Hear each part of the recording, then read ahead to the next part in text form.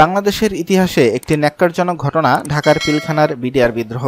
২০০৯ সালের ২৫শে ফেব্রুয়ারি পিলখানার বিডিআর বর্তমানে বিজিবি সদর দপ্তরে নারকীয় সে ঘটনায় ৫৭ জন সেনা কর্মকর্তা সহ মোট ৭৪ জনকে হত্যা করা হয়।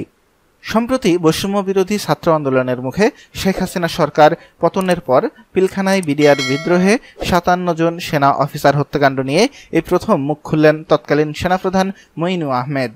বৃহস্পতিবার ৫ই সেপ্টেম্বর নিজের ইউটিউব চ্যানেলে সবকিছু তুলে ধরেন তিনি।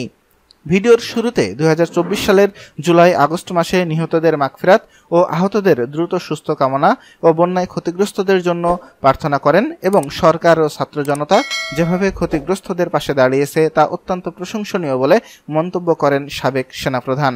বিডিআর বিদ্রোহে সেনাপ্রধানের ভূমিকা কী ছিল তা অনেকের জানা নেই দাবি করে মঈনু আহমেদ বলেন, গত ১৫ বছর ধরে আমরা শুধু বিগত সরকারের কথা শুনে গেছি। প্রকৃত ঘটনার অনেক কিছুই আমাদের জানা নেই। সরকার এ ব্যাপারে একটি তদন্ত আদালত গঠন করে এবং সেনাবাহিনীও একটি তদন্ত আদালত গঠন করে। তিনি বলেন, বিডিআর বিদ্রোহ ঘটনায় আমি যখন তদন্ত আদালতের নির্দেশ দিই তখন আমাকে বলা হলো সরকার যখন এই বিষয়ে তদন্ত আদালত করছে তখন সেনাবাহিনীর পক্ষ থেকে এর প্রয়োজনীয়তা কী। এই তদন্ত আদালত করতে সরকারের কাছ থেকে যে সাহায্য সহযোগিতা প্রয়োজন তা আমরা পাইনি।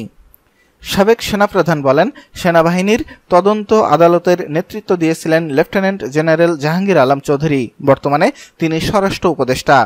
তিনি তার কাজ সঠিকভাবে সম্পন্ন করতে পারেননি, কারণ জড়িতদের অনেকে জেলে ছিল, অনেককে প্রশ্ন করা সম্ভব হয়নি। সেনাবাহিনীর তদন্ত আদালত চলাকালীন জেনারেল জাহাঙ্গীর আমার কাছে এসে বেশ কয়েকবার তার সমস্যার কথা তুলে ধরেন।